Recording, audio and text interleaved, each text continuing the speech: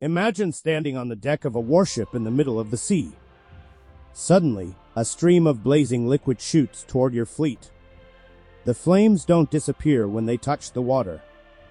Instead, they spread across the waves, climbing onto ships, clinging to wood, sails, and even people. Buckets of water only make the fire worse. Panic spreads as sailors leap into the sea, only to find the fire following them. This wasn't mythology. It wasn't magic. It was one of history's most terrifying weapons. It was called Greek fire. For centuries, this mysterious weapon gave the Byzantine Empire an advantage no other civilization could match. It protected Constantinople from destruction, terrified enemy fleets, and became one of the greatest military secrets ever kept. Even today, more than 1,000 years later, nobody knows its exact formula. By the 7th century, the Byzantine Empire was fighting for survival. Once the eastern half of the mighty Roman Empire, it had lost vast territories to the rapidly expanding Arab Caliphate. Syria had fallen. Egypt was gone. Much of North Africa had been conquered. The empire that once ruled millions now depended on a single city, Constantinople. If Constantinople fell, the Byzantine Empire would disappear with it. The city's massive walls made a land attack difficult, but the sea was another story. Enemy fleets could surround the capital, block supplies, and launch attacks from every direction. The Byzantines needed something extraordinary. According to historical tradition, that answer arrived around the year 670 with a man named Kallinikos, an architect and engineer who had fled the advancing Arab armies. He brought with him a remarkable invention, a weapon capable of projecting burning liquid across the sea. The empire immediately recognized its value.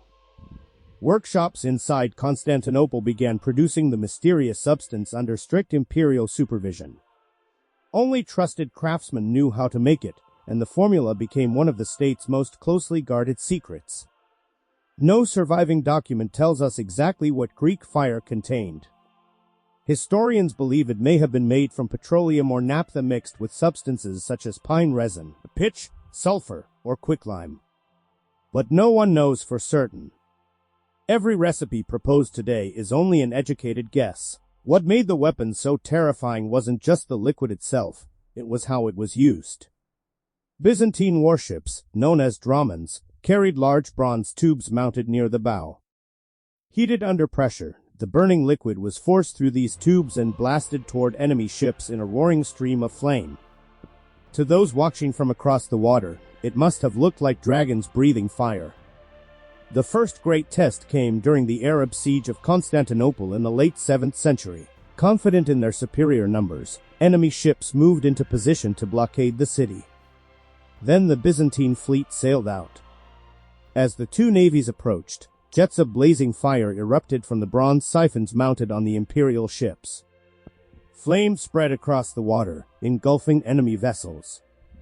Sailors who tried to extinguish the fire discovered that ordinary water did little to stop it.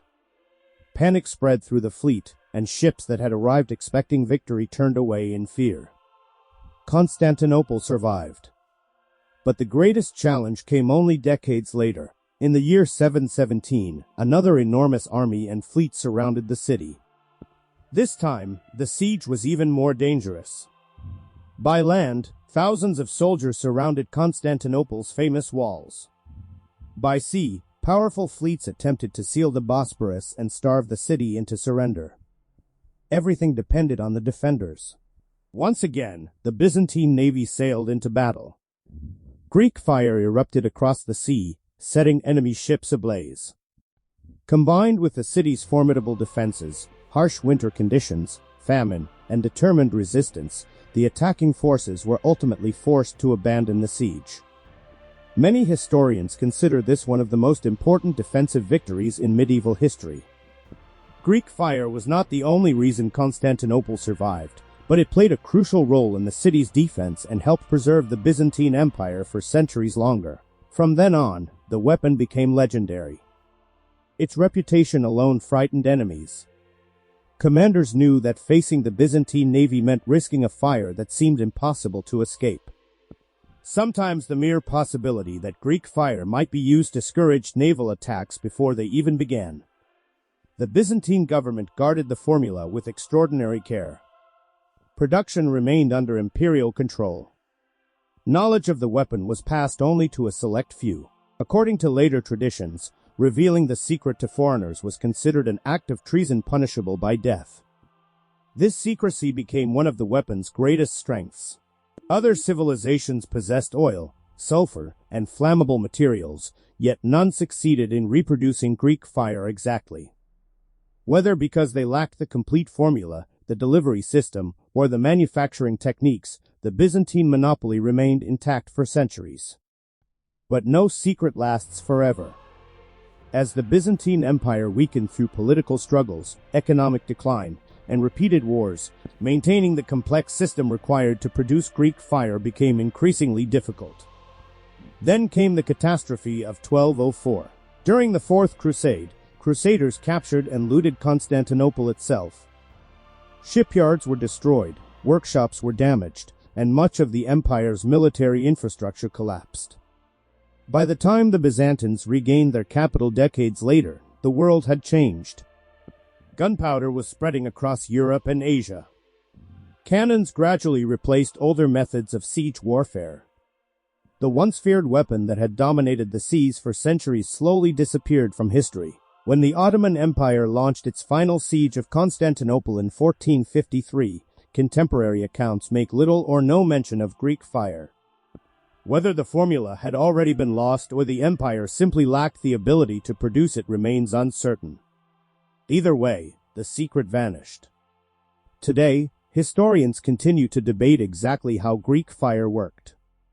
Chemists have proposed countless theories, but none can be proven with certainty because no complete Byzantine recipe survives. That mystery is part of what makes Greek fire so fascinating. It reminds us that history doesn't only lose cities, kingdoms, and empires. Sometimes it loses knowledge. Some of humanity's greatest inventions disappear forever, taking their secrets with them. Greek fire was more than a weapon.